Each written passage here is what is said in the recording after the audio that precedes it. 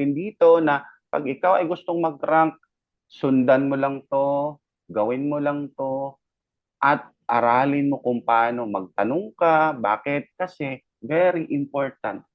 Lalo na yan, si ano, napifeel yan ni Ma'am Joy. Bakit si Ma'am Joy ay manager kahit nasa Hong Kong? Manager na si Ma'am Joy and meron siyang 3 active consultants more. At once ma-qualify siya sa mga pools, ayun, papasok sa kanya. So, ito lang yung requirement. Pag ikaw gusto mo mag-ambassador, 3 directs. Ano, yeah, papasok pag ambassador ka, starter Vapor Pro, ano ka na, ambassador. Pag gusto ka mag-consultant, 3 directs lang yan, plus 100 PV. VIP or Pro. Tapos, manager, active consultants. Before, 1 million yan. Ngayon, 500 na lang. Pinababaan. Tapos, may rewards ka pa. So, dapat ikaw dito ay pro na. Okay? Director, 3 active managers, 1.5 million group sales. Pairing man yan or volume ng product. May 25,000 na cash rewards. Sa director naman, 3 active directors, 2.5 million group sales, may 50,000 ka naman. Ano, rewards. Okay? So, tier bonus, kita from product na purchase ng grupo mo. Okay? Pag ikaw ay bago, ambassador ang tawag sa iyo, ma-enjoy mo lang hanggang 3rd level. Okay? Kung may direct sa direct mo. So, yan yung per level. So, pag consultant yan, ma-open na yung 4th level mo. Manager, ma-open yung 5th. Director, ma-open yung 6th level. Executive director, ma-open yung 7th level. Okay? So, ranking bonus, simple lang, higher minus lower. Makikita mo diyan naman sa presentation na ito yung pwedeng mangyari sa iyo. Okay? At leadership bonus ito. Meron akong simulation din dito na kung ano lang, pagpapasok sa iyo pro VIP speak starter, pag consultant ka 20% ka. So ngayon may budget naman sa gilid, pag pro 500, VIP 250, starter 150. So ngayon kung consultant ka, may 20% ka. Kung may pro pumasok sa iyo, 100 automatic ka kasi walang harang yan eh. Okay? Kung ngayon, manager ka, walang harang din, 200 sa'yo. Kung director ka, walang harang, 300 sa'yo, 150 naman sa VIP, 90 naman sa starter. Kung walang harang to, ganun yung mangyayari sa'yo. Okay? Pero may harang naman, 100 lang naman yung difference yan. So yan yun din yung papasok sa'yo. Napifeel na namin yan ngayon kasi nag-up na yan nung 16 itong leadership bonus natin. So for example, walang harang na lahat ng pumapasok sa'yo, puro ambassador, wala pang rank ba? O kung ikaw man yan, di yan yung kitain mo. Eh, pwede naman yan eh. May pumasok sa'yo na maraming kuhan, ambassadors. For example, 100 in a month. Pwedeng mangyari yan. Okay? So, consultant ka, 10,000. Kung manager ka, 20. Director, 30. Executive director, 40. Pag pro. Okay? So, pag walang harang yan. Kaya may harang yan na 100, 100 na. Kasi higher minus lower lang naman yan. Okay? Yan yung leadership bonus natin. Okay? Personal rebates, yan yung product na binili mo. As long as you have the rank, may babalik siya na percentage. Very simple. Consultant ka, 4%. Manager, 9%. Director, 15%. Executive director, 22%. Yan yung babalik sa'yo. Simple. Ganun lang yun. Okay? Global pool, may certain percentage na inallocate si company as long as meron kang rank at na-hit mo yung volume. For example, consultant 15, manager 40, director 80, and executive director 150, pasok ka at merong requirement yan. Kasi 80% of the requirements from each leg. The remaining balance must be fulfilled with different legs or through your own personal volume. So for example, gusto mong ma-hit yung global pool, for example, manager, so manager is 40. So strong leg mo is 50. Remember, ang kukunin lang doon is 80%. So 80% of 40, yan yung ma-credit lang doon sa strong leg. The 20% is hahatiin sa ibang leg. Ganun lang yun sa global pool. Okay? The leaders pool. So kahit pumasok ka kahapon, and then, ang galing mong mag-recruit, kada package may ano yan eh, may may tawag nito, may equivalent like pro 3 points, 1 point sa VIP, and 5 naman sa starter. Every share, 3 points, 1 share. Kung naka-recruit ka ng pro, that's 1 share. Okay? Yeah. And then, ayun na, yun yung ano natin, yun yung 12 na ways of earning natin. So, yung Infinity hindi pa nag-up yan sa system, but anyway, ano naman yan, i-retro lang naman yan pag ano na-up na yan sa system. So, let's proceed naman dito naman sa mindset. Bakit kailangan? Randel, doon na tayo sa system, Randel, doon na tayo sa Complan, Randel, doon na tayo sa company, sa mga owners, sa product. Bakit kailangan pa din natin yung mindset? Actually, kapatid, yung mga nandito.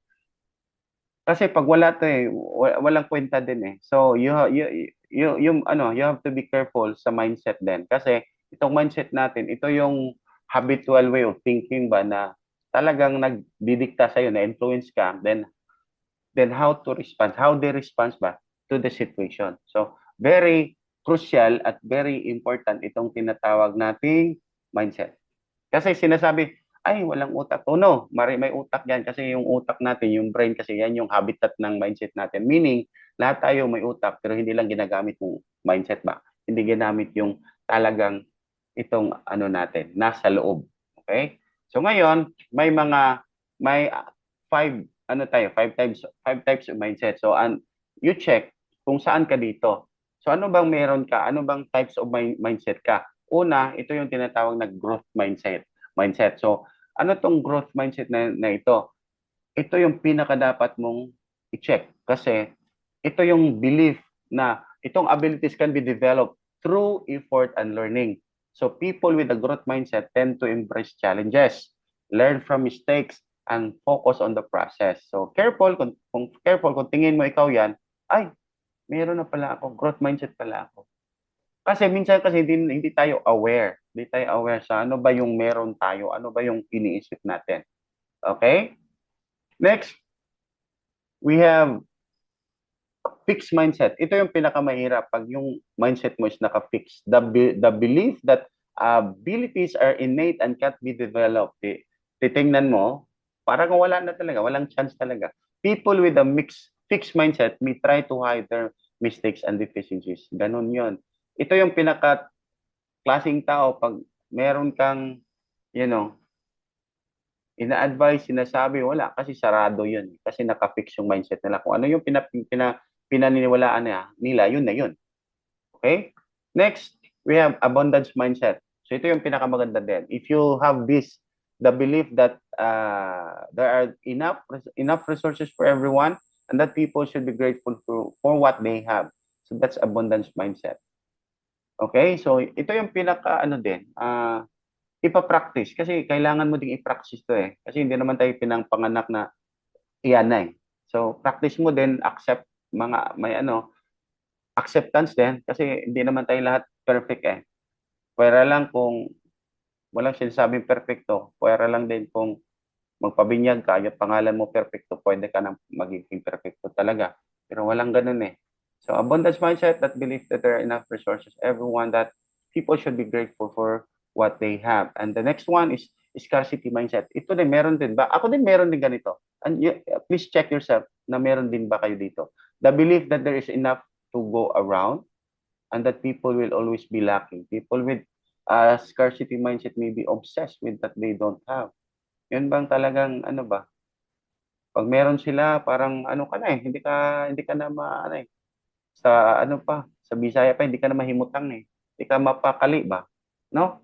So yun yung ano din, yung titingnan mo din. Kung meron kang ganyan, control it. Hindi naman pwedeng ganun lang. Okay? And the last one is closed mindset. Closed mindset sa fix parang ganun lang din eh. Bakit si closed mindset? The belief that one is always right and that new perspectives should be avoided. People with a closed mindset may be rigid and inflexible. Exactly. So be careful. Sometimes, and not sometimes, most of the time, meron tayong, yung 5 types of mindset na yan, meron tayo. But we have to develop ba? We have to control. Kasi, Ang mangyari kasi pag negative never creates positive result. Pag negative yan, expected yan, negative yan. So, be careful. Dapat lang natin i-practice kung ang pinaka-importante, learn the mistakes ba na, ay, mali pala to. So, from then, yung mali na yon, learn it, then next time, pwede nang maiwasan kasi alam mong mali yan. So, this is the 5 types of mindset and be careful on it. Okay? Next, your deepest why. Ito lang mga kapatid, bakit sinama to? Kasi itong orientation natin, hindi lang puro motivation, hindi lang puro advice, may technical, hinalo na lahat natin dito, technical, product, company, lahat-lahat. And then kasi it boils down kasi sa sarili mo.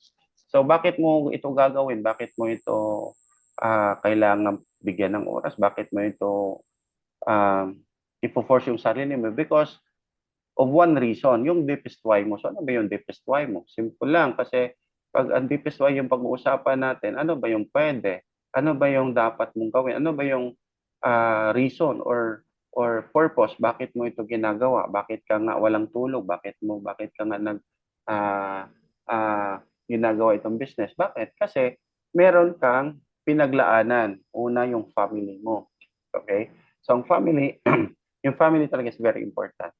The reason why bakit ka nag-a-abroad, bakit ka nag-OFW, bakit ka nagbanat ng buto, bakit ka nagpagod? Because of your family. Kasi kung sinabi lang para sa iyo, pwede ka namang pwede ka namang pwede ka namang umayaw pero wala Hindi pwede kasi may family ka na kailangan mong i-support. Okay? Din yung family mo, meron din yung mga pangarap, meron din mga dreams yan. So, okay lang sa iyo kung masaktan ka man at hindi mo agad makuha. Pero yung family na yung pag-uusapan, ibang usapan yun. Yung family mo may pangarap, ang pinakamasarap doon, yung pangarap ng family mo ay maibigay mo. So yun yung pinakamaganda doon. So check your deepest why when you do business ni Chantal or even hindi Chantal, kahit hindi man Chantal, check this always yung deepest why mo. Kasi yan yung magpo-push sa'yo sa mga bagay na gusto mong gawin dahil may purpose at may why ka kung bakit mo ginagawa. Ito, lalo na ng Chantal. So, ano bang meron ni Chantal dito na ganito? So, kung alam mo yung deepest why mo, aralin mo lahat. Hindi ko sinasabing gawin mong perfect. At sinasabi ko, aralin mo para uusad tayo at kumita. Okay? So, ngayon,